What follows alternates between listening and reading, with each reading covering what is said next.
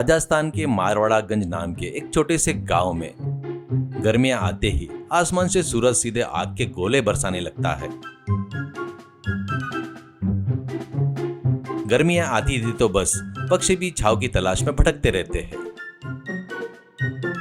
उस गांव के अमीर लोग अपने घरों में बड़े बड़े एयर कंडीशन लगवाकर रजाई ओढ़कर मजे से सोते हैं, लेकिन बेचारे गरीब गर्मी में पसीने से लथपथ होकर बाहर खटिया पर करवटें बदलते रहते हैं। गर्मी की वजह से धरती भी तवे की तरह जलती रहती है। उसी गांव में अमित नाम का एक घमंडी और अमीर आदमी रहता था। गांव के नुक्कड़ पर उसकी इलेक्ट्रॉनिक के सामान की बहुत बड़ी दुकान थी, जिसका नाम था अमित इलेक्ट्रॉनिक्स। वहां टीवी, फ्रिज, एसी सब बिकता था। अमित हमेशा अपनी दुकान में एसी को 16 डिग्री पर रखकर कुर्सी पर झूलते हुए आराम से बैठता था। उसका एक असिस्टेंट था चतुर। वह निहायती बेवकूफ, लेकिन अमित की हर गलत बात की तारीफ करता और उसकी हाँ में हाँ मिलाता। एक दिन दोपहर के समय पे तापमान 48 डिग्री तक पहुंच गया था। अमित दुकान के अंदर एसी की ठंडक का मजा ले रहा था। उस एसी के आउटडोर यूनिट से थोड़ी हवा बाहर भी आ रही थी। लोकेश और राजेश नाम के दो गरीब लोग उसी ठंडक हवा की राहत पाने के लिए दुकान के सीढ़ियों पर खड़े थे। यह देखकर अमित ने चतुर से कहा, अरे चतुर, बाहर देख, हमारे एसी की हवा को कोई मुफ्त में खा रहा है। क्या वे बिजली का बिल का हिस्सा भी देंगे क्या? जा भगा उनको, करके कहता है। जी बॉस, हवा भी आजकल बहुत महंगी हो गई है। ये लोग ऐसे ही हवा लेते रहेंगे तो अपने दुकान की ठंडक कम हो जाएगी। अभी जाकर हवा का खर्चा वसूल करता हूँ, नहीं तो भगा देता हूँ। ऐसा कहते हुए चतुर बाहर जाकर लोकेश और राजेश पर चिल्लाते हुए, ओए क्या देख रहे हो? यहाँ शोरूम है, कोई सिनेमा हॉल है क्या? निकलो यहाँ से। हवा को अपने बाप का माल समझ रहे हो क्या? क्या तुम लोग को मुफ्त में हवा चाहिए? तो लोकेश, अरे बाबूजी, बाहर धूप बर्दाश्त नहीं हो रही है। आपके एसी की हवा थोड़ी बाहर आ रही है, बस इसलिए यहाँ पर खड़े हैं। 5 मिनट में चले जाएंगे, ऐसा कहता है। तो चतुर, 5 मिनट में क्या? 1 सेकंड के 1 रुपए लग रहे हैं मेरे बॉस को, और तुम्हारे थोबड़े को एसी की हवा चाहिए क्या? जाकर धूप में खड़े हो जाओ, तब तुम्हें उसकी कीमत पता चलेगी। ऐसा कहते वक्त अमित बाहर आकर गुस्से से, ओए यहाँ से जाते हो या नहीं? क्या तुम्हें बात समझ में नहीं आती? दलिद्दरो, मेरी दुकान में आने वाली एसी की हवा के लिए यहाँ खड़े होने की तुम्हारी हिम्मत कैसे हुई? तुम्हारे शरीर के पसीने की बदबू से मेरा एसी खराब हो जाएगा। मैकेनिक आएगा तो 10,000 रुपए मांगेगा। निकलो यहाँ से, ऐसा कहता है। अमित उन्हें बुरी तरह गालियां देकर भगा देता है। थोड़ी ही देर में गांव में एक तेजस्वी स्वामी जी भीख मांगते हुए आए। वो घर घर जाकर भीख मांग रहे थे। वे अमित की दुकान के सामने पहुंचे। उसी समय अमित उन गरीबों को गालियां दे रहा था। नारायण नारायण, शांत हो जाओ बेटा, इस भयंकर गर्मी में गला सूख रहा है। प्यास बुझाने के लिए कुछ दान पुण्य कर दो बेटा। क्या स्वामी जी, सुबह सुबह शुरू हो गए? यहाँ बेचने के लिए एसी और टीवी मिलते हैं, क्या आपको दान में दे दूं क्या? दान चाहिए तो बगल वाली गली में धर्मशाला है, वहाँ पर जाइए। यहाँ तो डिस्काउंट भी नहीं मिलता, और दान धर्म कहाँ से आएगा? हमारे बॉस बहुत बिजी है, उनका समय बर्बाद मत कीजिए।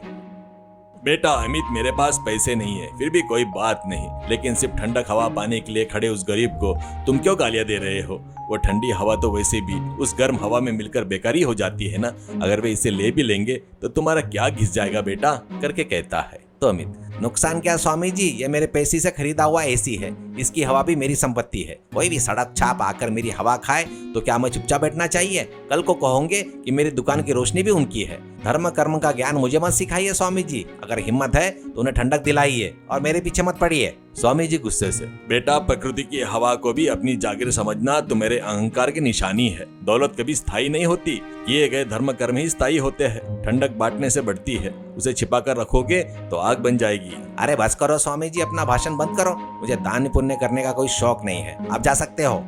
ठीक है बेटा, तुम्हारा अहंकार तुम्हारे आंखों पर पट्टी बांध चुका है।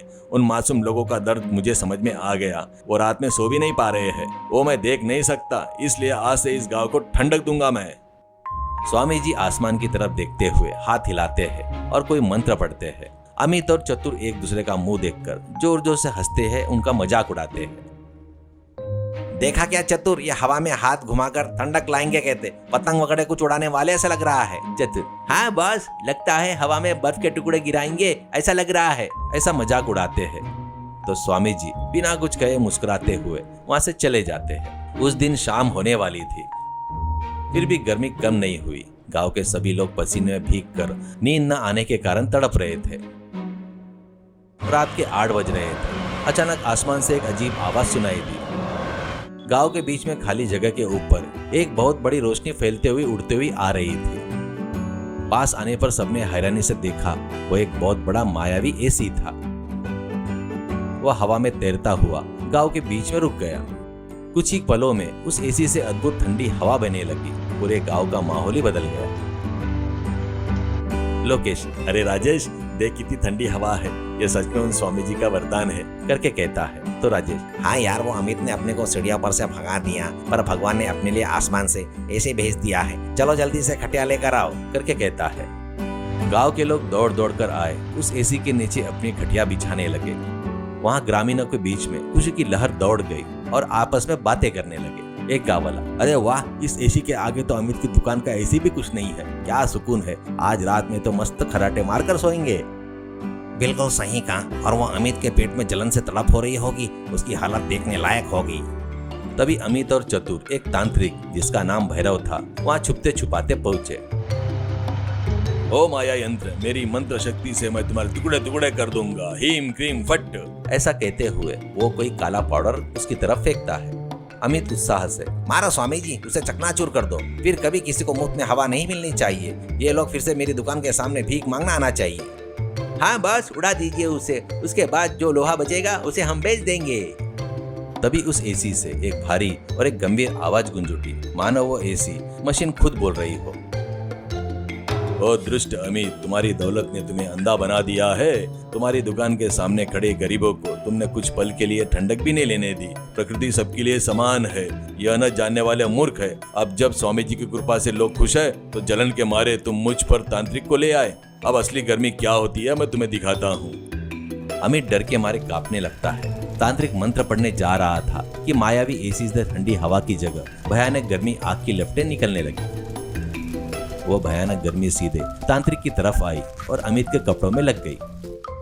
अरे बाप रे, यह तो कोई दैवीय शक्ति लग रही है, इसके सामने मैं राख बन जाऊंगा, मेरा मंत्र काम नहीं करेगा।